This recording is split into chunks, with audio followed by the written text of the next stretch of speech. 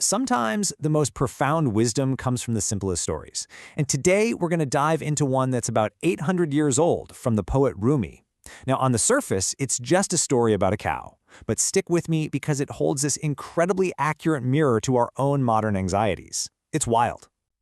Okay, so here's our game plan. First, I'm going to tell you the actual story of this anxious cow. Then we'll unpack what it all really means, the hidden symbols. After that, we'll connect it to us, to our inner cow, if you will. We'll look at the crazy cycle of anxiety it describes, and then, the best part, we'll get into Rumi's surprisingly practical 800-year-old solution to breaking free. All right, let's jump right in. The story kicks off in this picture-perfect setting. Imagine a lush, totally isolated island. It's basically paradise, a world of just unbelievable abundance. So on this island, there's only one resident, a cow. And for this cow, life is good. I mean, it's an endless buffet. Green, lush grass everywhere you look. There's literally more food than it could ever eat in a lifetime. So what does the cow do all day? Well, from sunrise to sunset, it just eats. And we're not talking about casual grazing. It feasts. The original text even has this specific term for it, Jul al-Bakar, which means the cow's hunger. Think of it like this bottomless pit of an appetite, pure greed, really, just consuming and consuming, never feeling satisfied. Okay, but here's where the story takes a really weird turn. Every single day, this cow goes through this shocking transformation. During the day, while it's eating, it's fat, it's strong, it's majestic. But then, when night falls, it completely shrivels up. It becomes as thin and weak as a single strand of hair, just trembling with fear. So you're probably wondering, what's going on? Is there a predator lurking in the dark? A famine on the horizon? Nope, it's just one single destructive thought that plays on a loop in its head every night. I ate so much today, what on earth am I going to eat tomorrow? Think about that. Its misery isn't caused by reality at all, but by a totally made-up fear about a future that has never, ever happened. Okay, so let's dig a little deeper. Because obviously, Rumi isn't just telling a bedtime story about an erotic cow. Every single piece of this story is a symbol for something inside of us and in our world. The cow itself, it represents a part of our own mind that Rumi calls the nafs al-amara. You can think of it as our ego, or our lower self. It's that voice inside that's always hungry for more stuff, more security, more control, and it's the part that's constantly freaking out with all these irrational fears. And it's all laid out pretty clearly. The cow, that's our ego. The abundant island, that's the world we live in, a place that's actually full of resources and opportunities. And the endless grass, well, that's everything the world offers. Food, money, jobs, you name it. It's all there for us, every single day. And this is where the story just hits so close to home, right?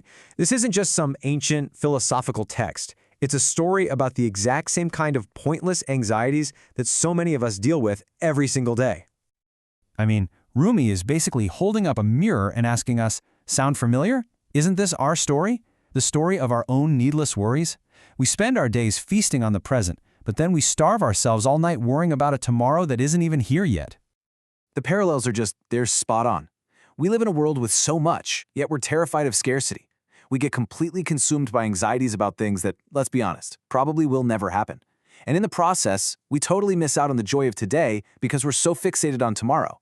Just like the cow, we forget to look at our own track record and see that, hey, for our entire lives, our needs have always, somehow, been met. So what the cow is stuck in, and what we get stuck in, is this self-perpetuating cycle. It's a completely irrational loop of anxiety that we create for ourselves. And here's how that vicious cycle works. Step 1, we feast. We enjoy whatever good stuff is happening today. Step 2, fear kicks in. We start worrying about some non-existent problem tomorrow. Step 3, we suffer. We lose all our peace and happiness because of these thoughts that have no basis in reality. And then, step 4, repeat. The sun comes up, we see that there's plenty of grass for the day, our fears are proven wrong, and yet we dive right back into the same cycle all over again. So the big question is, how do we get off this hamster wheel? Well, Rumi doesn't just point out the problem, he gives us a super clear, actionable solution. And it's just as powerful today as it was 800 years ago. The key is in this really powerful question he asks the anxious part of our soul. He says, just use simple logic. Look back at your whole life. Has there ever been a single day where your basic needs weren't met? Really? If the answer is no, then what is the point of all this fear, this grief, this sorrow? And that question leads to his brilliant two-step method. First, he says, Tark ema stockball, which means let go of the future. Just stop the pointless mental gymnastics of worrying about what's coming. And second, mazi nagor, look to the past. Use your own life as your proof. The evidence of your entire history shows that you've always been taken care of. Now, this is the part that I find absolutely fascinating.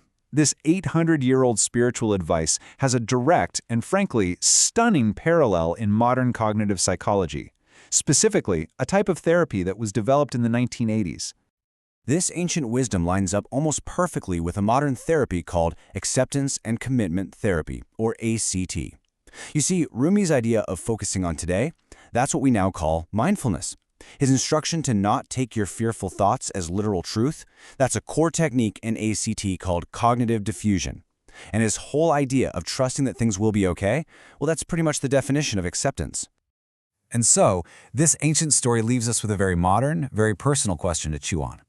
The cow gave up its peace at night for a tomorrow it couldn't control anyway. So we have to ask ourselves, what imaginary, scary future are we sacrificing our very real, very precious present for?